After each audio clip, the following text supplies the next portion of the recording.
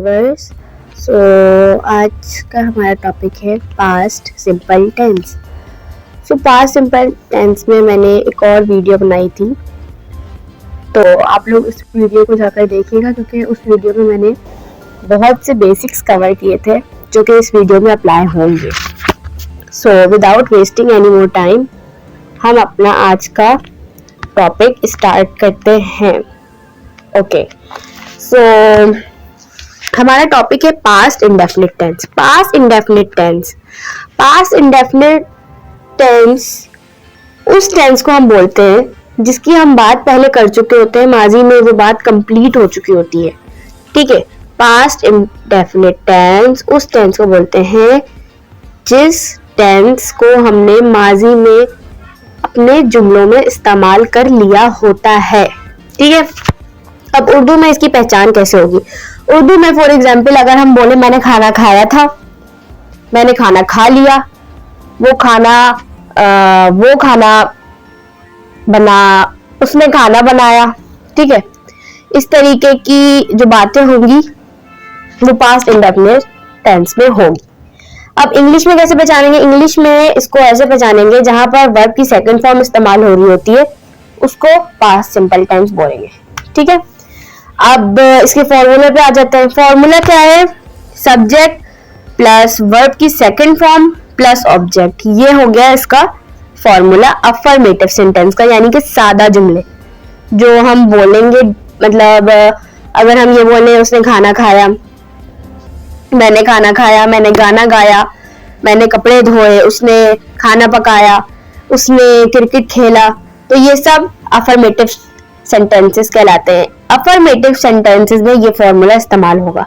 फिर आ जाती है बात नेगेटिव की। नेगेटिव में डिड का इजाफा होगा, यानी कि डिड जो है वो एक हेल्पिंग वर्ब है।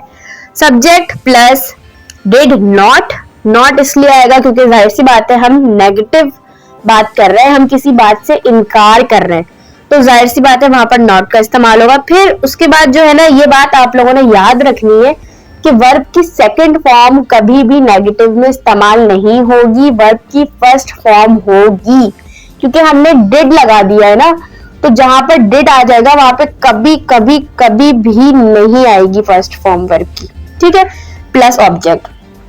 फिर आ जाते हैं इंटेरोगेटिव पे। इंटेरोगेटिव में डिड पहले आ जाएगा, फिर सब्जेक्ट, फिर वर्ब की फर्स्ट फॉर्म, फिर ऑब्जेक्ट। ठीक है, अब आ जाते हैं इनकी एग्जाम्पल्स पर। उसने मुझे बताया, उसने मुझे बता दिया, ये हो गई पास्ट की बात। उसने मुझे बता दिया, कुछ बताया। दे गॉट लेट, उन्हें देर हो गई थी।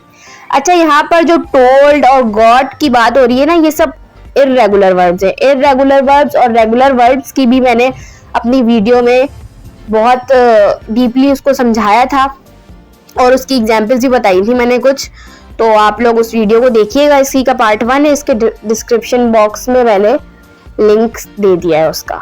ओके, वी इनवाइटेड एवरीबॉडी, हमने सबको दावत दी, हमने दे दी दावत। पास्ट की बात खत्म। ओके, ये सब पास्ट सिंपल टेंस है। ओके, अब ये टेंस जो है ना, इन कामों के लिए भी इस्तेमाल होते हैं जिसमें आपका जमाना गुजर गया हो, मतलब आप कहीं आपने कहीं पर अपना वक्त दिया हो। जैसे कि she work in that office for 3 years, उसने इस दफ्तर में 3 साल काम किया। ठीक है, तो उसने इस दफ्तर में 3 साल काम किया, मतलब उसने उस दफ्तर को अपने 3 साल दे दिए, उसने काम किया। अब वो काम नहीं कर रही क्योंकि ये पास्ट की बात है। ठीक है, she lived in Karachi for a long time, वो काफी अरसा कराची में रही।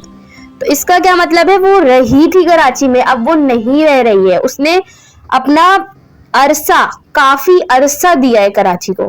ठीक है, मैंने 5 साल इस स्कूल में पढ़ा। I studied in that school for 5 years। ठीक है, 5 years मैंने उस स्कूल को दिए, अपना वक्त दिया, मैंने पढ़ाई की उस स्कूल में।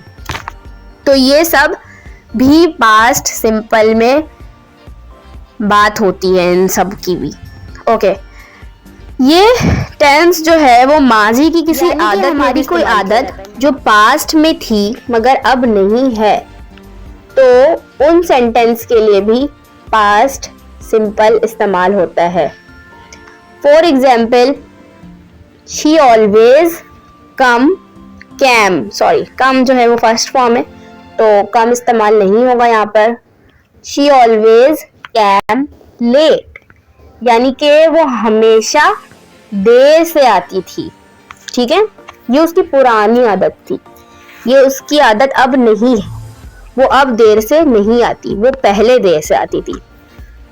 आतिफ नेवर टोल्ड अ लाई, आतिफ ने कभी झूठ नहीं बोला। Zubair always helped me, Zubair ने हमेशा मेरी मदद की। तो पास्ट सिंपल टेंस हमारी पुरानी आदत के लिए भी इस्तेमाल होता है। अगर हमारी कोई पुरानी आदत हो तो उसके लिए भी हम पास्ट सिंपल का इस्तेमाल करेंगे। ठीक है, अब हम देखेंगे नीचे की एग्जाम्पल्स में कि एक ही जुमले से कई जुमले कैसे बना सकते हैं। ठीक है, फॉर एग्जाम्पल सबसे पहला सेंटेंस है ही वॉश्ड द कार, उसने कार धोई। He did not wash the car, उसने कार नहीं धोई। Did he wash the car, क्या उसने कार धोई? तो एक ही जुमले से हमने 3 जुमले बना लिए। कैसे? अफर्मेटिव, नेगेटिव और इंटेरोगेटिव। अब आ जाती है बात इंटेरोनेगेटिव में। इंटेरोनेगेटिव क्या होता है? Did he not wash the car, मतलब कि क्या उसने गाड़ी नहीं धोई। हम सवाल भी कर रहे हैं और सवाल में हम नहीं का भी इजहार कर रहे हैं, मतलब कि सवाल भी हो रहा है और नेगेटिव बात भी हो रही है। ये जुमले बहुत कम इस्तेमाल होते हैं, तो ज्यादातर ये जुमले इस्तेमाल नहीं होते हैं आजकल सिर्फ अफर्मेटिव, नेगेटिव और इंटेरोगेटिव का इस्तेमाल होता है। ठीक है, अब बात आ जाती है WH क्वेश्चन पे। जब उसने गाड़ी धोई, when he wash the car. जब उसने गाड़ी नहीं धोई, when he did not wash the car. उसने कब गाड़ी धोई, when did he wash the car. उसने कब गाड़ी नहीं धोई, when did he not wash the car. उसने क्यों गाड़ी धोई, why did he wash the car. क्यों को हम व्हाई बोल रहे थे। जब और कब के लिए व्हेन का इस्तेमाल होता है और क्यों के लिए व्हाई का इस्तेमाल होता है। उसने क्यों गाड़ी नहीं धोई, why did he not wash the car. सवाल कर रहे हैं हम। उसने कहाँ गाड़ी धोई, where did he wash the car. कहाँ के लिए हम वेयर का इस्तेमाल करते हैं। उसने कहाँ गाड़ी नहीं धोई, where did he not wash the car. उसने कैसे गाड़ी धोई, कैसे का मतलब होता है हाउ। ये WH क्वेश्चन नहीं होता। How did he wash the car. उसने कैसे गाड़ी नहीं धोई, how did he not wash the car. ठीक है, I hope you clear this point. Okay, उसने कौन सी गाड़ी धोई, what car did he wash.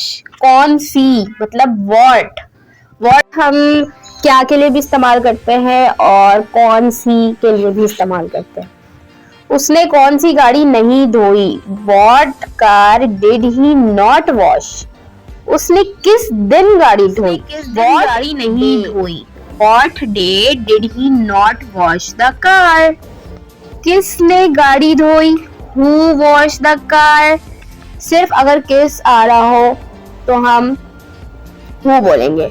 अगर किस दिन या कौन सी ये सब वर्ड आ रहे हो तो हम what का इस्तेमाल करेंगे। किसने गाड़ी नहीं धोई, Who did not wash the car। उसने क्या धोया, What did he wash। क्या के लिए भी हम what का इस्तेमाल करेंगे, कौन सी के लिए भी हम what का इस्तेमाल करेंगे, किस दिन के लिए हम what का इस्तेमाल करेंगे। उसने क्या नहीं धोया, What did he not wash। Okay, so I hope कि आप लोगों को यहाँ तक टॉपिक क्लियर हो चुका होगा कि पास्ट इंडेफिनिट टेंस बेसिकली होता क्या है। है।